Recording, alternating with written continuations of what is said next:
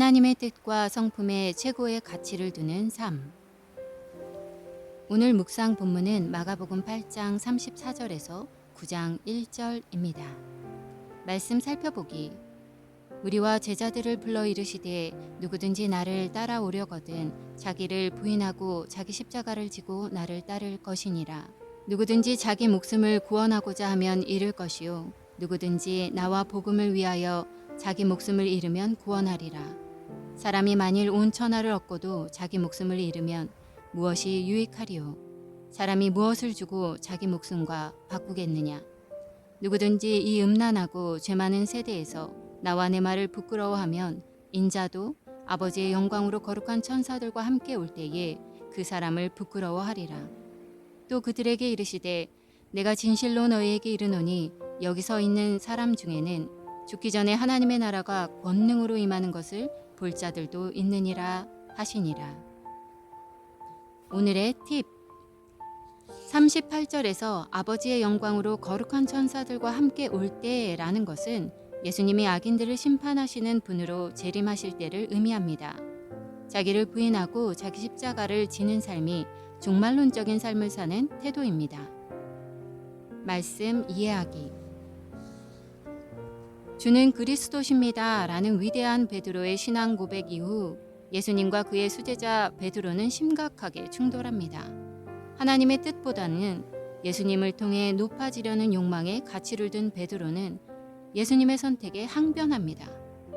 베드로는 예수님을 따르지만 자신의 영광, 즉 사람의 일을 생각하고 예수님은 하나님의 일, 즉 하나님의 영광을 위한 죽음을 생각하기 때문입니다. 동상이몽인 것입니다. 둘은 스승과 제자 사이지만 서로 다른 것에 가치를 두고 있습니다.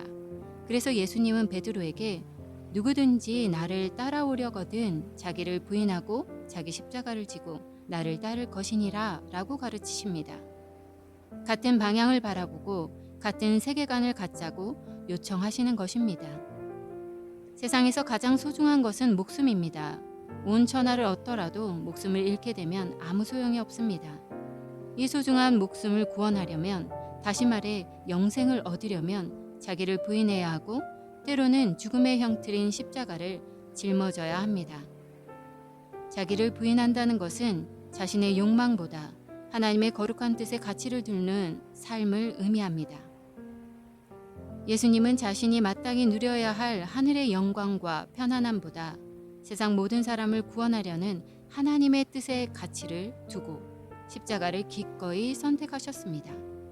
예수의 제자는 그분의 본과 가르침을 따라 하나님의 뜻에 가치를 두는 사람입니다. 그럴 때 영생과 행복한 삶을 누릴 수 있기 때문입니다. 네로의 박해로 죽음의 위협에 놓인 원독자들은 자신의 부와 명예, 신분, 가족 그리고 생명을 유지하기 위해서는 배도를 선택할 수밖에 없는 상황입니다. 마가는 그들에게 예수님과 그분의 말을 부끄러워하지 말고 오히려 예수님과 복음을 위해 자기 목숨을 잃는 것이 구원, 즉 영생의 방법임을 가르칩니다. 예수의 제자인 우리는 선택해야 합니다. 나의 욕망을 따르고 예수를 내가 높아지기 위한 수단과 방법으로 삼을 것인가?